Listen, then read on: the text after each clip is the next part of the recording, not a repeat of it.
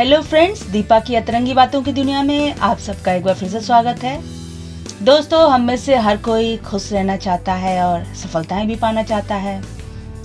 तो इसके लिए बहुत सारे लोग बहुत सारे सुझाव देते हैं, परंतु जहाँ तक मैं समझ पाई हूँ, अगर हम अपने जीवन को कॉम्प्लिकेटेड ना बनने दें, अर्थात हमारा जीवन जितना ही सरल होगा हम उतने ही खुश रहेंगे। और अगर हम खुश रहेंगे तो सफलता के मार्ग पर अपने आप अग्रसर होते चले जाएंगे।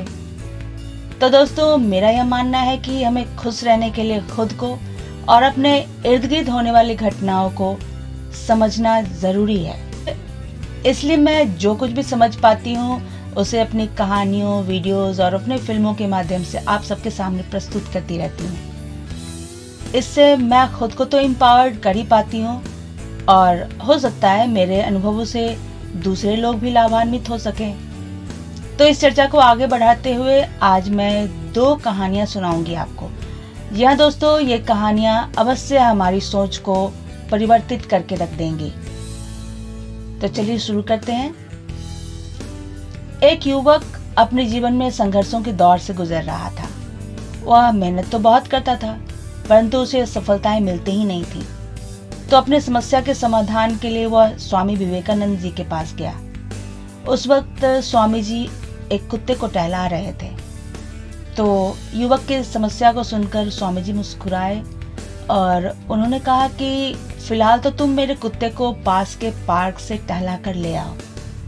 युवक तुरंत उनके कुत्ते को लेकर चल पड़ा।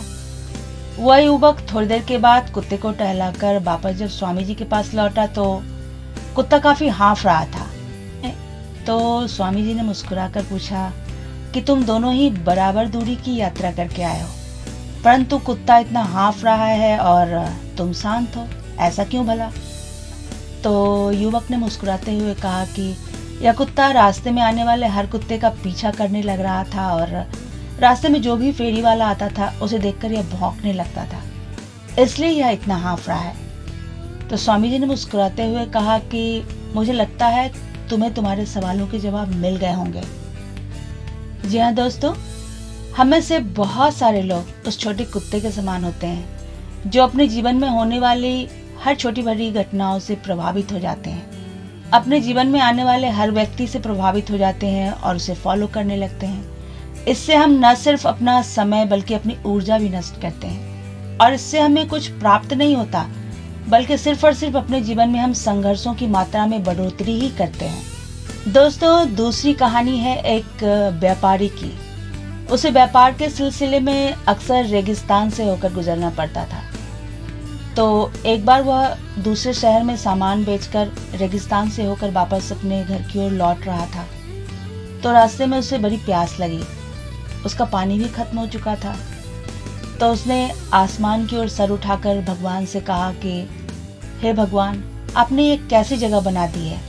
यहाँ ना तो पानी है और ना ही कोई पेड़ पौधा। अगर मेरा बस चलता तो मैं इस पूरे इलाके को हरा भरा बना देता। ऐसा कहकर जैसे ही उसने नीचे देखा तो उसने पाया कि सामने एक कुआं है और उसमें पानी पूरी तरह से भरा हुआ था।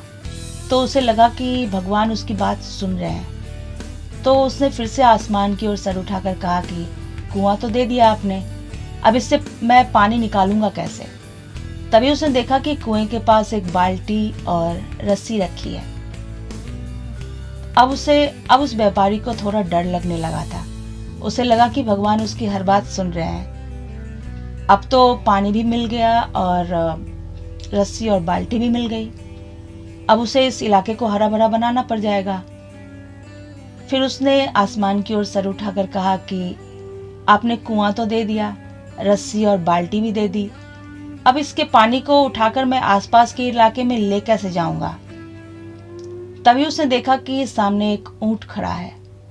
अब वह व्यापारी बुरी तरह से घबरा चुका था। उसे लगने लगा कि अब तो उसे इस इलाके को हरा भरा बनाना पड़ जाएगा, जबकि उसने तो यूं ही ये सब बातें कह दी थी।